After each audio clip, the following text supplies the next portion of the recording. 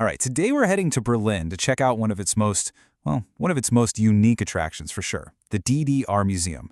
This is a place dedicated to preserving the everyday life of a country that, get this, doesn't even exist anymore, East Germany. So, that brings up a really fascinating question, right? How do you actually experience a country that's just gone, vanished from the map? I mean, you can read about it in a textbook, sure, but how do you feel it? How do you touch it and really truly immerse yourself in that world? And that's exactly the museum's promise. This is not your typical, stuffy, please don't touch kind of place with everything behind glass cases. No way. Their entire philosophy is built on one simple idea: interaction. They want you to get in there and engage directly with the past. So here's what we're going to cover. First up, we'll see why this is not your average museum. Then we'll dive into the hands-on history. After that, we'll look at A Tale of Two Lives, tackle the nostalgia question, and finally, wrap up with some tips for planning your time travel. All right, first up, not your average museum. So where did this whole idea even come from? Well, you might be surprised to learn it wasn't some big state-run project. Nope, it was the brainchild of just one very curious person. The story goes, an ethnologist named Peter Kenzelman was visiting Berlin and he noticed a gap. A huge one. You had memorials to the Berlin Wall, museums about the Stasi secret police, but nothing that showed you what it was like to just, live there. So he took matters into his own hands and opened the DDR Museum in 2006, and it's been a hit, even expanding over the years to add things like a whole recreated apartment. And its mission was super clear from day one. This was not going to be some dry, boring history lesson. The whole focus is on what the Germans call Alltag, which just means everyday life. The big idea? By getting you to physically touch, hold, and interact with everything, you'd form a much more personal and honestly more memorable connection to this vanished piece of German history. Okay, so Section 2, hands-on history. We've been talking about this hands-on idea. So what does that actually look like? What can you really see and do inside? Well, the first thing you'll probably see, the star of the show, is the Trabant, the famous Trabi. And you don't just look at it. You can actually climb inside an original one and take a simulated drive through an old East German neighborhood. It's such a cool way to get a feel for this iconic, and let's be honest, pretty quirky little car. But the immersion gets even better. They have a full-scale, 5-room apartment, a perfect replica of the prefab flats from the era. And the best part? They want you to snoop around. Open the drawers, rummage through the closets, check out the kitchen cupboards. You can see all the authentic products and brands that would have filled a real home back then.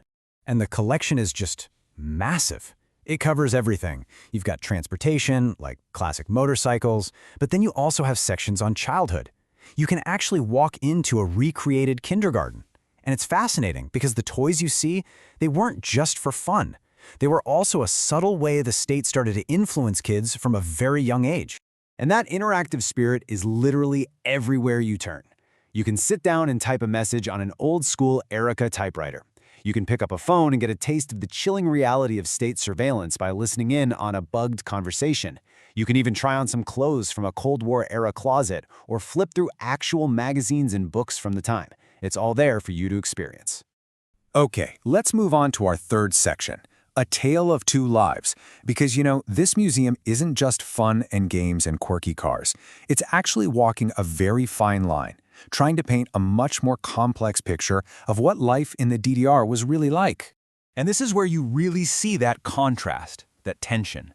On one hand, you have the everyday stuff, the mundane things, the toys, the unique culture of public nudity called FKK, the challenge of just going shopping for basics. But then, right next to that, you're hit with the oppressive reality of the state. You walk into a Stasi surveillance room, you see a recreated prison cell, an interrogation room.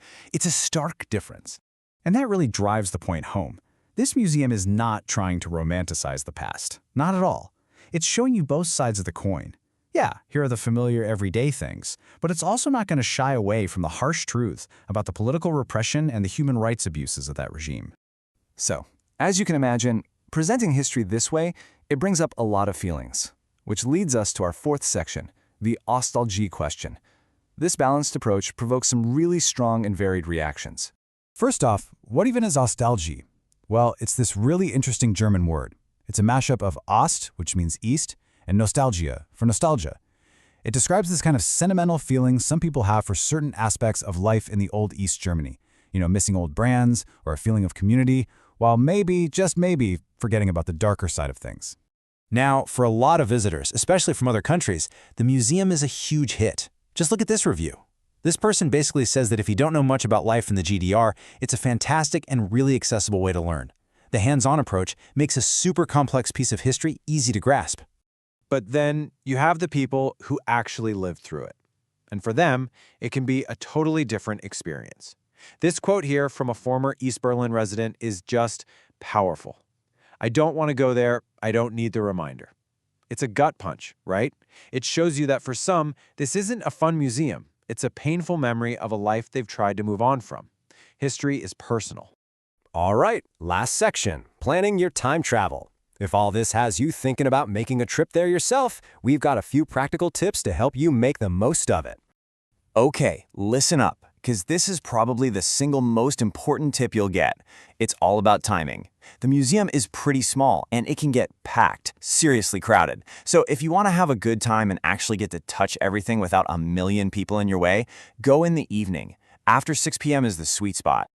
So here's the need-to-know info. Location-wise, it's super central, right on the River Spree. It's open every single day of the year, from 9 in the morning till 9 at night. Pro tip, book your tickets online ahead of time. You'll save a couple of bucks. And I'd say give yourself a good 1 to 2 hours to really explore everything. And just a couple more insider tips for you. Definitely use the lockers for your bags and coats. You're going to want your hands free for all the interacting. Also, don't feel like you have to follow a specific route. The whole exhibit is designed for you to just wander and explore, so go at your own pace and let your curiosity lead the way. You know, when you leave the DDR Museum, you're left with this really powerful idea. History isn't just something you read about in a dusty book. It can be something you do, something you experience. And it really makes you think, if you could actually touch the past, what would you ask it?